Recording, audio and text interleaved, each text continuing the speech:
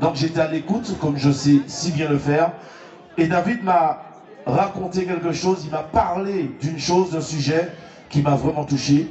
Il n'avait même pas fini, il avait commencé, j'étais déjà en chair de poule. Et je peux vous dire, les larmes n'ont pas coulé, mais c'était tout comme.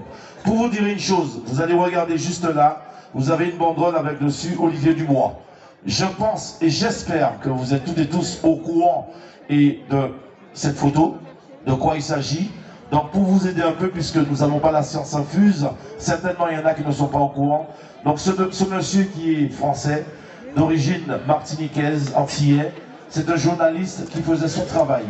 Il a été enlevé par les ravisseurs en Afrique depuis mai dernier, donc ça fait 1 an et quelques mois.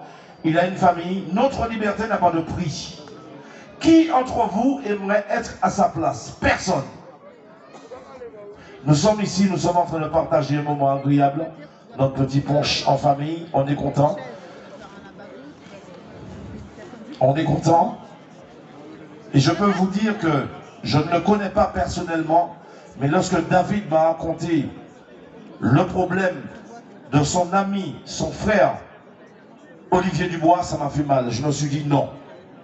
Il faut que moi aussi, que j'aille, que je prenne mon courage à deux mains pour m'investir avec eux, pour mener ce combat qui n'a pas de date, de limite, mais il faut plus attendre. Ça fait 1 an et des poussières qu'il est prisonnier par des ravisseurs. Il n'a rien demandé. C'est un journaliste qui faisait son travail pour donner à manger à sa famille, à ses enfants. Il a une femme, il a des enfants.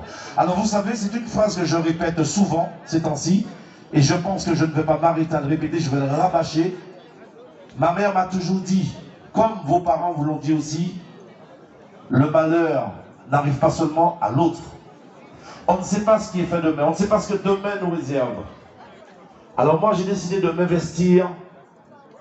Nous faisons un travail ensemble et j'espère que ce travail va aboutir dans pas longtemps, je l'espère de tout cœur, pour vous dire que cette association SOS Otage a été créée par Martine.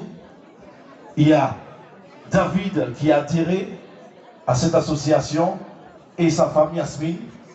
J'ai tendance à oublier le prénom, j'ai du mal. En tout cas, je suis vraiment content que vous preniez le temps d'écouter et j'espère que vous allez partager. Nous avons aussi des petites... on va en prendre, je vais en prendre. Je vais vous le donner, même si vous ne voulez pas, pour des raisons qui vous concernent, vous ne voulez pas le mettre au poignet, mais gardez-le en tout cas, c'est très important, parce que je suis sûr et certain, comme j'ai eu l'occasion de dire à David, on est et on veut et on se sent responsable lorsqu'on est vraiment concerné. Lorsqu'on a un parent proche, notre frère, notre soeur, notre père, notre mère, qui est concerné, qui a un problème, c'est à ce moment-là qu'on veut bouger et frapper aux portes pour que les portes puissent s'ouvrir. Mais c'est maintenant, pour Olivier, que les portes doivent s'ouvrir. Et de quelle façon? Il faut que vous soyez responsable, comme tout le monde. Je vous remercie beaucoup et je vais passer le micro déjà d'abord à Martine, qui va nous dire du mot. Merci Martine. Alors j'ai qu'un mot à dire, c'est merci. Merci à Claude, merci à vous de consacrer quelques minutes, c'est vrai, dans cette fête à Olivier, qui est otage depuis plus de 500 jours. Et c'est grâce à des gens comme vous qui s'arrêtent 2 minutes, qui feront une petite photo pour rappeler à Olivier.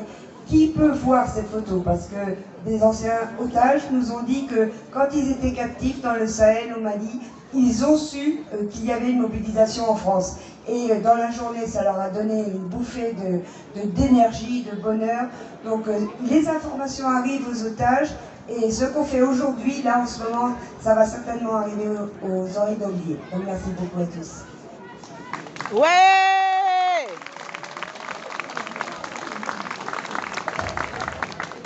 Alors moi je sais pas trop quoi dire, donc Olivier c'est mon pote depuis 25 ans.